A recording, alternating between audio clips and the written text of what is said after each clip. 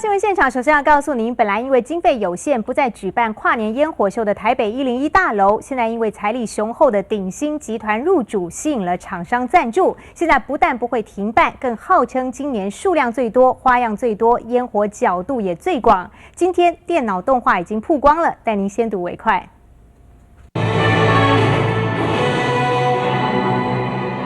这是2009年跨年的101烟火秀，鸿运当头的主题炫彩夺目。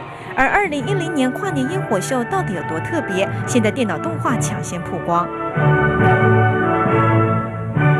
去年因为遇到了经贸的关系，所以我们全世界的烟火都从中国大陆进口。那因为出口有问题，所以我们的数量比较少。那今年呢没有这个问题，所以我们一定会血耻。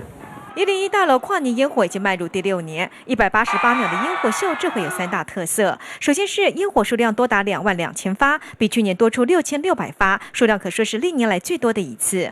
甚至单一节目段落就1700发同时释放。和往年不同的是，这次首度在高炉尝试180度横面释放，还采用金色象征花开富贵。不仅是角度，就连花样也创新，采用火轮烟火、游行花束等跑动式烟火。而这么一放，却要花费3000万元以上。 目前只有3家业者表态要赞助。